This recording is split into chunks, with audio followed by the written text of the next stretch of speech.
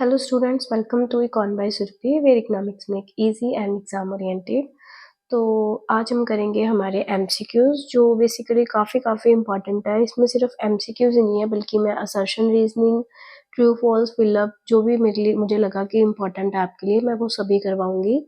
तो पहले मैंने ये सेशन लाइव लेने का सोचा था but may be live session में शायद ऑडियो की कोई इशू था, तो हम रिकॉर्डेड में ही करते हैं। तो आप अपनी प्रैक्टिस इन एमसीक्यूज के साथ कर सकते हैं कि सो दैट कि आपको पता भी चल पाए कि आपकी एग्जाम्स के लिए कितनी कुछ तैयारी है। ठीक है, तो सबसे पहला हमारा एमसीक्यूज है that the other name of price theory is. तो प्राइस थ्योरी का अदर नेम क्या है? Option 1 is macroeconomics, option B is our price control, option C is our public finance and option number 4 is our microeconomics. तो live होता तो live chat में possible था but चलो आप एक बार सोचो एंड उसके बाद मैं आपको 20 to 30 सेकेंड्स दूंगी। आप अगर आप ऐसे करना कि 1 to 25 एमसीक्यूज है इसमें, 1 to 25 तक काउंटिंग लिख लेना और जैसे जैसे मैं आंसर्स बताती जाऊँ अगर आपका ठीक होता जाए तो आप मार्क करते रहना, अगर आपका ठीक नहीं है तो उसको ध्यान से सुन लेना। ठीक है, तो प्राइस थ्योरी का अदर नेम क्या है? तो बेसिकली प्राइस थ्योरी का अदर नेम है माइक्रो इकोनॉमिक्स। एंड आप मेरे को कमेंट सेक्शन में कमेंट करके बताना कि मैक्रो इकोनॉमिक्स का अदर नेम क्या है। तो ये दोनों ही आपको पेपर में पूछे जाते हैं। Then our MCQs number second is economics has been derived from which language? तो इकोनॉमिक्स वर्ड्स कौन सी लैंग्वेज में से आया है? लैटिन, ग्रीक, फ्रेंच या नन ऑफ दिस? तो काफ़ी बच्चों को लैटिन एंड ग्रीक में कंफ्यूजन रहती है। तो जो इकोनॉमिक्स वर्ड है वो बेसिकली हमारी ग्रीक लैंग्वेज में से आया है। एंड इकोनॉमिक्स कौन से दो वर्ड्स में से बना है? Oikos plus Nemin. ठीक है, then our MCQs number third is the process relating to purchase and sale। जो सेल एंड परचेज के प्रोसेस को हम क्या बोलते हैं? Option number 1 is our consumption, option number B is second is our production, option number 3 exchange and option number 4 is our none of this. तो 2 minute पहले आप सोच लो, 2 सेकेंड्स, उसके बाद मैं आंसर बताती हूँ। तो our right option is option number 3। तो एक्सचेंज में हम बेसिकली क्या करते हैं, वो एक्टिविटीज की बात करते हैं जो परचेज एंड सेल से रिलेटेड होती हैं। कंजम्पशन में कंज्यूम करने से, प्रोडक्शन में प्रोड्यूस करने से एंड एक्सचेंज में परचेज एंड सेल की बात करी जाती है। Then our MCQs number 4 is the problem what to produce is concerned with। जो what to produce की प्रॉब्लम है वो किसके साथ रिलेटेड है? ठीक है, option number 1 is our what goods and services to be produced, option number B selection of method of technique, option number 3 distribution of wealth and income and option number 4 is our none of these। तो हमने 3 basic problems पढ़ी है, what, how and for whom। तो what to produce हमारे related है कि कौन से गुड्स एंड सर्विसेज प्रोड्यूस करी जाए। हाउ टू प्रोड्यूस किसके साथ रिलेटेड है? टेक्निक के साथ।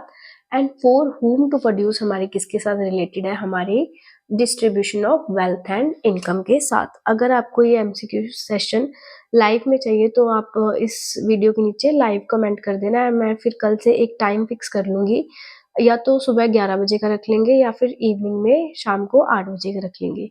तो आप इन दोनों टाइम में से मेरे को टाइम आज मैंने वैसे स्टार्ट करा था लाइव बट कोई ज़्यादा बच्चे नहीं जुड़ पाए, तो इसलिए मैं एक बार रिकॉर्डेड ही पोस्ट कर रही हूँ। लाइव में ज़्यादा अच्छा रहेगा क्योंकि आप मेरे को साथ के साथ आंसर बता सकते हैं। Then our MCQs number 4th is scarcity means a situation when supply of resources is। scarcity वो situation है जब हमारी जिसमें हमारी सप्लाई डिमांड की इक्वल होती है। Option number B more than demand, option number 3 less than demand and option number 4 is our none of this. तो स्कारसिटी क्या होता है? जिसमें सप्लाई ज़्यादा होती है डिमांड के या कम होती है या इक्वल होती है। तो हमारा ऑप्शन नंबर 3 इसमें सही जाएगा कि स्कारसिटी का मतलब ही कमी है, जिसमें क्या है कि रिसोर्सेज की सप्लाई ज़्यादा है, सप्लाई कम है बट डिमांड ज़्यादा है। ठीक है, सप्लाई तो हो ही नहीं रही है, लोग डिमांड ज़्यादा कर रहे हैं, इसीलिए तो कमी आती है। तो ऑप्शन नंबर हमारा बी इज करेक्ट, जिसमें क्या है कि स्कार्सिटी की वजह से क्या होता है कि सप्लाई हमारी कम हो जाती है बट डिमांड ज़्यादा है। फॉर एग्जाम्पल कि हमने 5 ही गुड्स प्रोड्यूस करी है बट उसको यूज़ करने वाले 10 बंदे हैं, तो सप्लाई कम हुई है, डिमांड ज़्यादा होगी, इसी वजह से स्कार्सिटी की प्रॉब्लम हमें देखने को मिलती है। Then our question number 6 is law of DMU is also known as law of diminishing margin utility को और किस नाम से जाना जाता है? Option number 1 law of maximum satisfaction, option number 2 first law of Gaussian, option number 3 law of satisfaction and option number 4 is none of these. Most important question है ये, एमसीक्यूज में भी सॉरी फिलअप में भी आ जाता है। तो law of DMU basically law of diminishing margin utility को हम बोलते हैं first law of Gaussian. And आप मेरे को कमेंट सेक्शन में बताना कि सेकंड लॉ ऑफ गॉसन किसको बोला जाता है।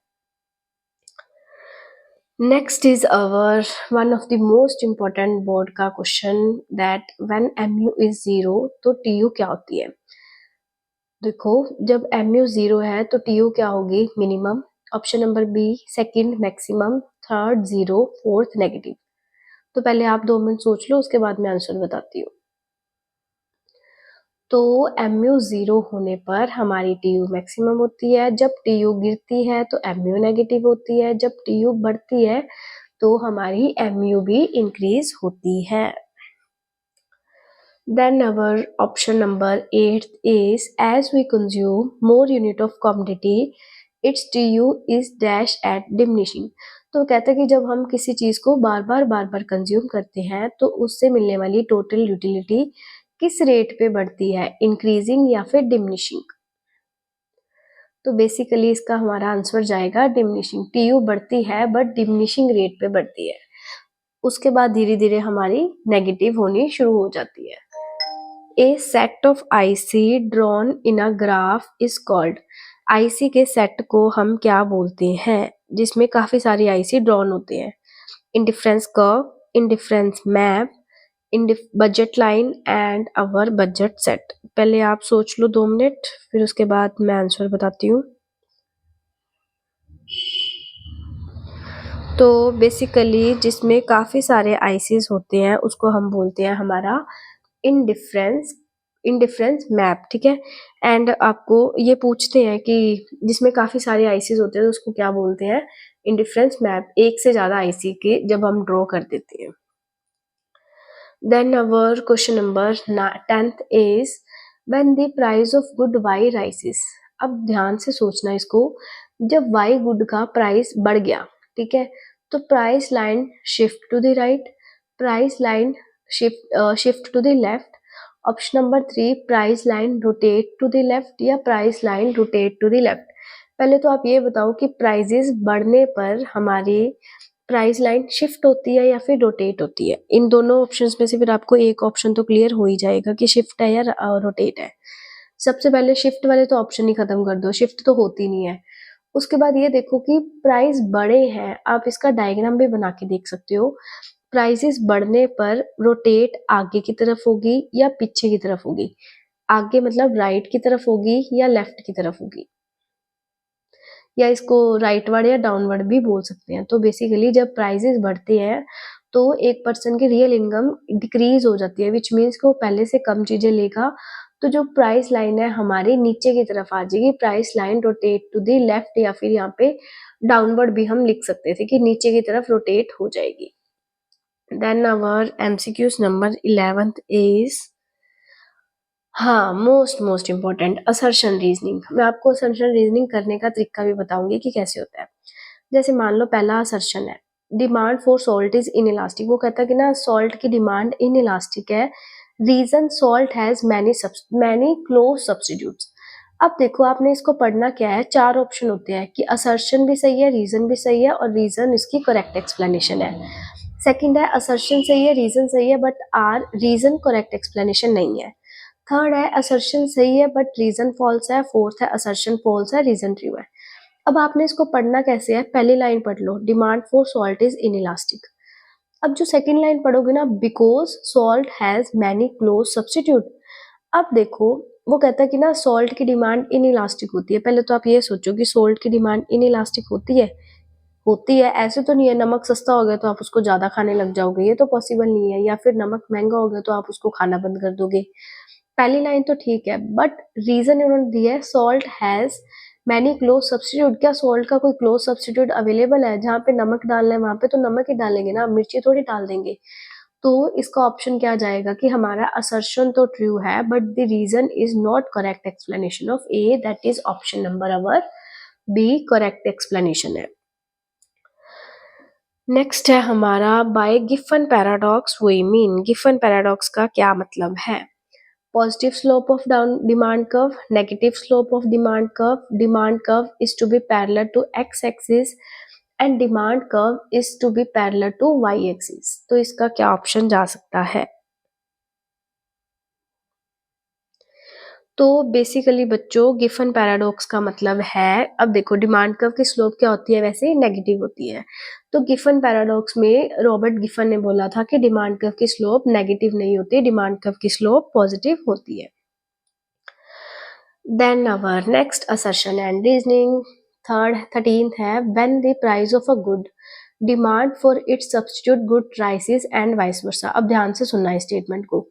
वो कहता है कि जब किसी चीज का प्राइसेस बढ़ता है तो उसकी सब्स्टिट्यूट गुड की डिमांड राइज हो जाती है। एंड उसका रीजन इन्होंने दिया है because substitute goods are those goods which can be interchange for use.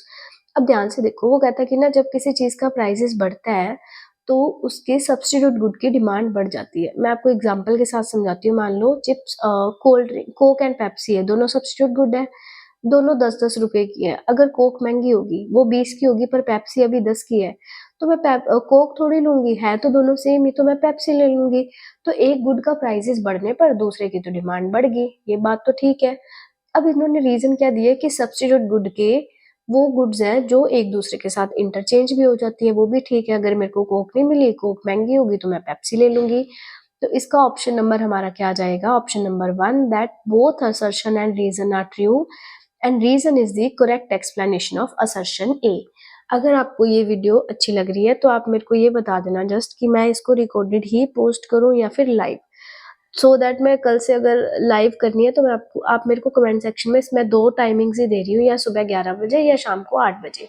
तो इन दोनों टाइमिंग में से मेरे को कमेंट कर देना, मैं उसी अकॉर्डिंग अपनी लाइव, हाँ मतलब लाइव वीडियो रख लूंगी। Then our 14th is when demand curve is parallel to x axis then elasticity of demand is। जब डिमांड कर्व हमारा x एक्सिस के पैरेलल होता है तो इलास्टिसिटी क्या होती है? Unitary, zero, greater than unitary, less than unitary.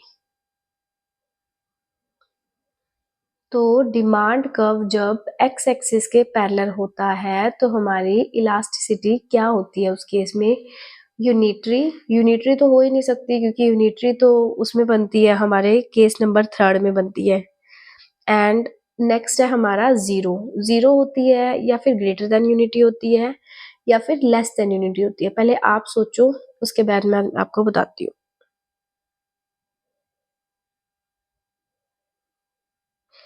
आप इसकी थोड़ी स्पीड इंक्रीज करके भी देख लेना अगर आपको लगे कि मतलब वीडियो काफी धीरे धीरे चल रही है तो। आई थिंक इसका ऑप्शन में भी गलत आ गया। हाँ, इसका जाना था हमारा इन्फिनिटी आना था, तो ऑप्शंस में थोड़ी गड़बड़ होगी। तो देखो, जब डिमांड कर्व एक्स एक्सिस के पैरेलल होती है तो इलास्टिसिटी इन्फिनिटी होती है, एंड जब डिमांड कर्व हमारा वाई एक्सिस के पैरेलल होता है तो इलास्टिसिटी हमारी जीरो के इक्वल होती है। तो आप इसका थोड़ा सा ध्यान रख लेना कि इसमें ऑप्शन गलत है, ठीक है। Demand for vegetables is elastic या इनइलास्टिक? सब्जियों की डिमांड क्या है? इलास्टिक है या इनइलास्टिक है? सब्जियां क्या है, खाते हो। ये है कि अगर किसी चीज का प्राइसेस ज्यादा हो गए तो आप उसको थोड़ा कम यूज करना शुरू कर दोगे, क्या आप उसको खाना बंद तो नहीं कर दोगे ना। तो demand for vegetables is inelastic, यहाँ वेजिटेबल्स की जगह सॉल्ट भी आ सकता है। In the case of diminishing returns, जब हमें डिमिनिशिंग रिटर्न्स मिलते हैं तो हमारा क्या होता है? TP increases at diminishing rate. Option number second, TP increases at increasing rate. Option number third, MP diminishing. And option number fourth is our both A and C. पहले आप सोचो, उसके बाद मैं बताती हूँ। तो इसका ऑप्शन नंबर हमारा जाएगा option number fourth, that is both A and C, क्योंकि डिमिनिशिंग रेट में टीपी बढ़ती है बट डिमिनिशिंग रेट पे, एंड एमपी भी डिमिनिश होनी शुरू हो जाती है। Economies of scale means, economies of scale का क्या मतलब है? Fall in the unit cost of production, fall in the unit cost of distribution, rise in the unit cost of production, fall in the total cost of production. तो जब economies of scale मिलते हैं तो क्या होता है? तो मेरे हिसाब से तो ऑप्शन नंबर वन सही जाएगा, क्योंकि इसमें क्या होता है कि fall in the unit cost of production, क्योंकि जैसे एक इंडस्ट्री या एक फर्म अपनी प्रोडक्शन इंक्रीज करती है तो उसको एक टाइम पर आकर पर यूनिट कॉस्ट कम होनी शुरू हो जाती है, एंड डिस इकोनॉमीज में उसको बढ़नी शुरू हो जाती है। Option MCQs number 18 is law of diminishing returns is mostly applied in, ये जैसे जिसमें मैंने दो दो ऑप्शन दिए है ना, उसका मतलब है कि ये फिलअप में आएगा, क्योंकि फिलअप में आपको ऑप्शन मिलती है। तो law of diminishing return apply होता है हमारा एग्रीकल्चर में, इंडस्ट्री में नहीं होता। Per unit cost of a good, ये तो पिछले साल भी आया था ये वाला MCQs. Per unit cost of a good को क्या बोलते हैं? एवरेज कॉस्ट या फिर मार्जिनल कॉस्ट? तो उसको हम बोलते हैं हमारी average cost. The point at which average cost of production is equal to its marginal cost is, तो वो पॉइंट कौन सा है जहां पे हमारी average cost and marginal cost equal होती है? क्या वो शटडाउन पॉइंट है, ब्रेक इवन पॉइंट है, ऑप्टिमम आउटपुट पॉइंट है, या फिर फुल कैपेसिटी पॉइंट है? आप साथ साथ ये जरूर देखते जाएं कि आपके कितने कितने एमसीक्यूज सही हो रहे हैं, मैं मतलब फिर आपको थोड़ा सा वो भी कॉन्फिडेंस लेवल भी आपका इंक्रीज हो जाएगा।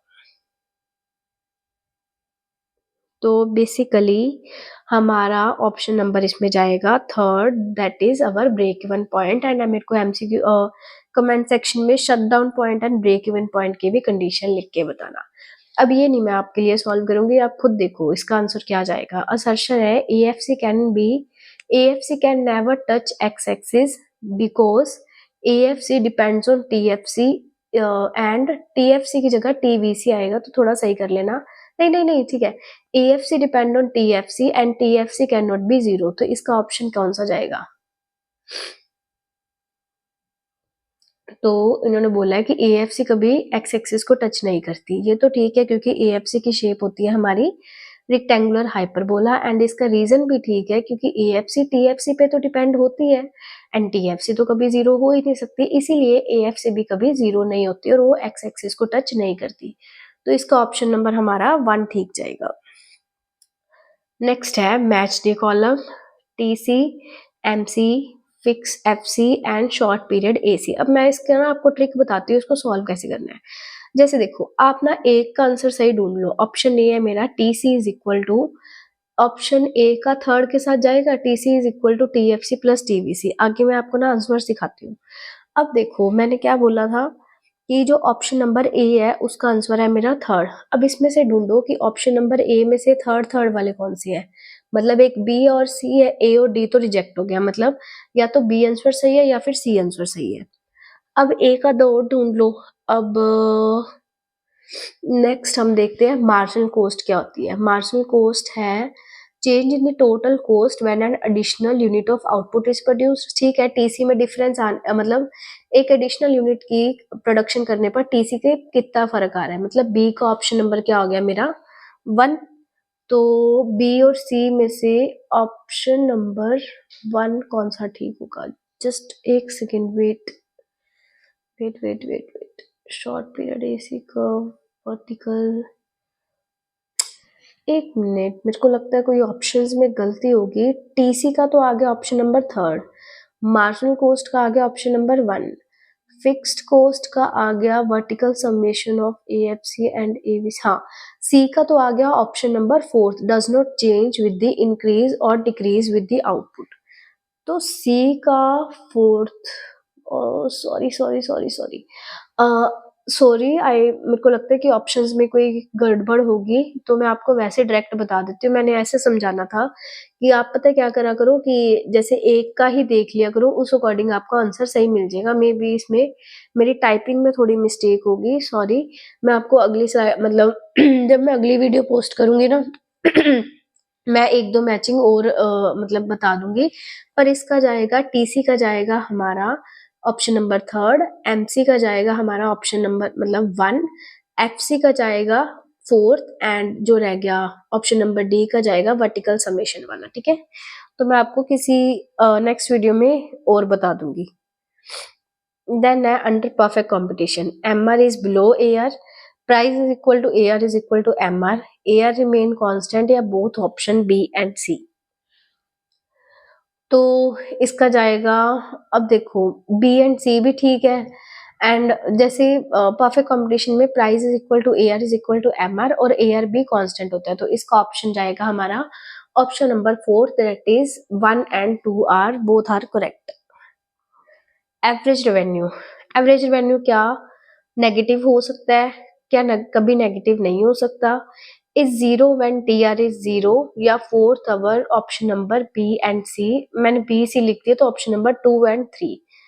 तो ए आर कभी भी नेगेटिव नहीं हो सकता, and T R is zero when T R is zero. तो जब टोटल रेवेन्यू जीरो होता है तो एवरेज रेवेन्यू भी जीरो होता है, बट वो कभी नेगेटिव नहीं हो सकता।